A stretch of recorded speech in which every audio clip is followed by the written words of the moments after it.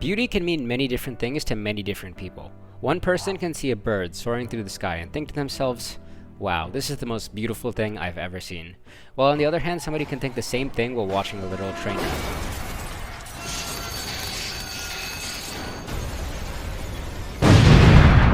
And that's why I often try to refrain from using words such as beautiful as a descriptor for things, because my vision of beauty isn't something that everyone else may agree with. I'd rather use words such as stunning, brilliant, or surprising, because those words are less intense and are easier to define than such a vague concept as beauty. But at this moment, I'm gonna throw all of that stuff that I just said out the window, because I think I found a series that is impossible to describe without using the word beautiful. The series which captivated me in such a way is called Drifting Dragons.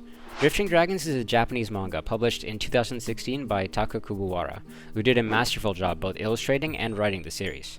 It currently has about 11 volumes and is still ongoing to this day. To begin to describe Drifting Dragons, I first need to talk about a different series, which is probably one of my favorite anime of all time, that being Made in Abyss. Made in Abyss is a very important anime to me, and will get its own video sometime in the future, but to any of you who don't know about it, I'll give you a brief summary. Made in Abyss takes place on an isolated island in the middle of an unnamed ocean, in a town called Orth. The town is pretty standard as far as fictional settings go, except for one thing. In the middle of the island, where the center of the town should be, exists a large gaping hole that extends miles deep into the ground. Orth is built around this hole, known as the Abyss, and is the base for numerous explorations and expeditions into the Abyss. Throughout the story, we follow two explorers who have set out to find the bottom of this massive hole that extends deep into the bowels of the earth. Okay, now Made in Abyss has its flaws. I won't deny that in the slightest. It has a couple weird, unnecessary scenes here and there, and the art style is a bit too chibi for my liking. But all of these elements are extraneous. What this series does better than any other is drawing you into its world. Everything in the series is in service of that goal, from the gorgeous soundtrack that pulls you into the wonder and majesty of your surroundings, to the always on-point animation, which showcases in great detail the scale and magnitude of the Abyss, to the characters, creature design, and so much more. All of it exists to draw you in, and it succeeds. The Abyss is so complex I could spend hours trying to explain it and barely end up scratching the surface, pun very much intended. But my point here is that when you watch Made in Abyss, everything makes sense. The world makes sense to you, you understand why things are the way they are, and if there's something you don't understand, it's very likely that you were meant to feel that way. There aren't many shows that I feel entangle you in the world nearly as much as Made in Abyss, and even less manga that can do that. Because even for all the credit that the Made in Abyss manga deserves, I still think that the anime is leaps and bounds better. But if there's one thing I would say that's almost on the level of Made in Abyss in terms of how the world makes you feel, I would say it's Drifting Dragons. Before I start talking about Drifting Dragons, I just want to quickly say that the world of Drifting Dragons is layered off of so many different things that it may be a bit hard to explain to you without you reading it for yourself. So I'm sorry if this gets a little bit confusing, but I'll try to keep it as simple as possible. Drifting Dragons as a story is set somewhere in the past on Earth, or at least a rough approximation of Earth. Unlike Made in Abyss, the setting isn't crazy or out of this world. In fact, it's very close in geography to our world right now. The major difference between our history and this world comes from the titular Drifting Dragons. Now, I know what you'll immediately be thinking. Here we go again, another manga set in a fantasy world with dragons and other wacky elements. Woohoo! But hold on, dear viewer, don't jump the gun quite yet. Dragons get a bad rap in manga because of how generic and unnecessary their appearances often are. Like, almost every uninspired fantasy story feels the need to include them at this point, regardless of whether their appearance makes sense or is logical in any way. But the dragons in Drifting Dragons do a lot to carve their own distinct identity for themselves. The first way they do this is in their design. In most manga, dragons are often seen in their Western forms, the classic European dragon with hard layered scales and sharp heads who breathe fire. It's been done so many times that it's honestly become a drag on. See what I did there? But contrary to that, the dragons in Drifting Dragons share almost no similarities with the trope-laden monsters of old. Dragons in this story are more like a title rather than one specific species. The term is used on so many different creatures in the world, it's become more like a group of creatures rather than a specific type. Like you got your fuzzy mammals, your cold-blooded reptiles, your scaly fish, and then over there you got your city-destroying monsters coming to eat your flesh. Dragons can look like pretty much anything. They're essentially classified as creatures who inhabit the sky and are not birds. And boy does this series do a lot with that definition. The sheer variety of creature designs and the lack of any similarities between them make every dragon encounter something special and exciting. Okay, so the dragons are interesting, but you may be asking, how do they fit in the story? Is the world some post-apocalyptic wasteland where the dragons are out to destroy mankind? Or is this a nice wholesome story about raising a pet dragon? Because those flying lizards are just so damn lovable. Well, curious viewer, it's somewhere in between the two. Dragons in this story act like how you'd expect normal animals to act, which is surprising when you consider how many other stories often make dragons some hyper-intelligent species on par with the human race. Some dragons are smarter than others, just like animals, and they all have different quirks that they call their own. Some dragons are more dangerous than others. They go out and they attack humans and other dragons, and they need to be stopped. While others are peaceful and subside off of small plants and animals, and as such are kind to humans. And even within those vague descriptions, there are so many other ways that these dragons act, which are so unbelievably different from each other's. How do these dragons hunt? How do they fly? How do they find a mate? All of these questions are extremely interesting, and all of them are touched on in the story. And you may have noticed that all of this time that I've been talking about this series, I still haven't talked at all about the human characters, or what the story even is in the first place. Well, buckle up, because that's what I'm about to explain. This story takes place mostly above the clouds, in a realm of its own, high above the ground. The main character, or what I would call the main character, is a draker, or a dragon hunter, and is part of a large crew aboard an airship called the Queen Zaza.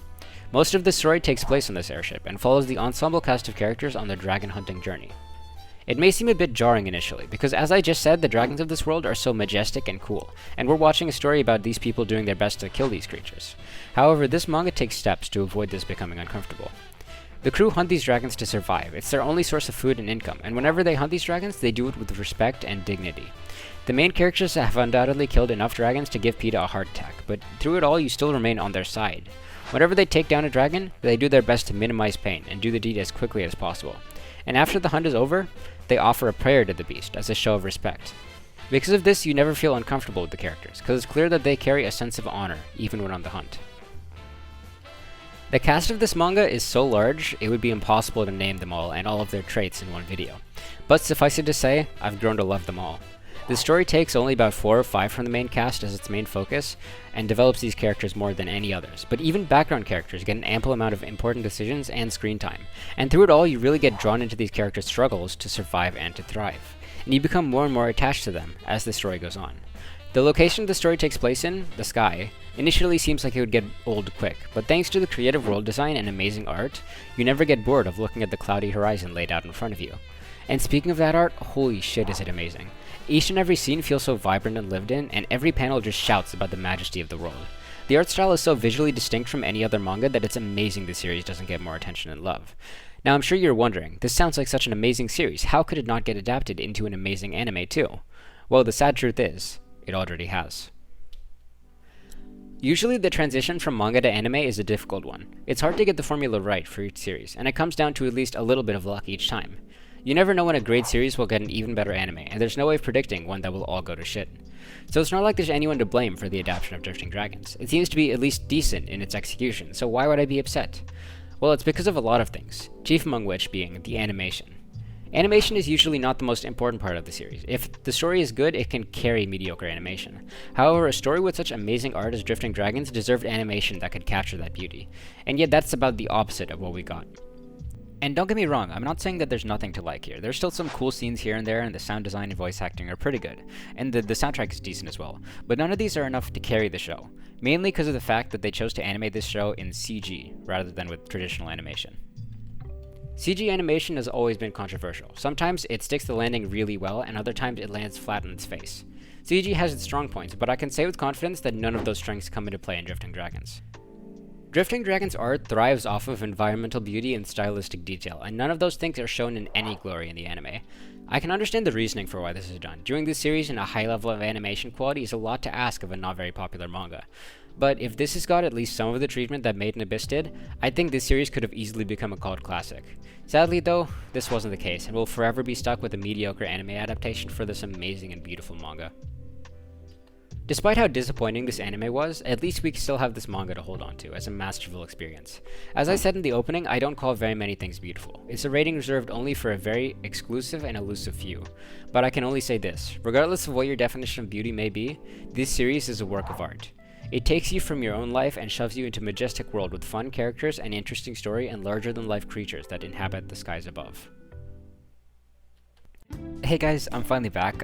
It's been a while, but everything is kind of back to normal now, and I'm trying to get more consistent with my uploads from now on. While I have you guys here, I just want to quickly talk a bit about my plans for the next few videos.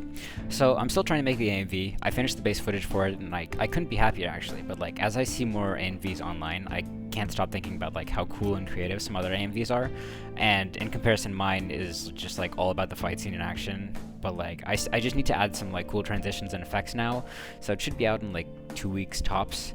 As for video essays, my next video is probably going to be about a webtoon, because I did a video on manhwa in like a manga style, like for the Breaker video, and I had a section about anime in this video, and I talked about a manga too, so that only leaves like the webtoon style and things I want to like practice making a video on. I was thinking about doing it on beginning after the end, but after I just reread it, I realized it is probably like actually in my top 10 series of all time, so I want to kind of do it justice with a better video down the road. I have a couple other video ideas, but I won't reveal those yet. But yeah, that's pretty much it in terms of updates. Make sure to like and subscribe and all that jazz, and I'll see you in a week or two.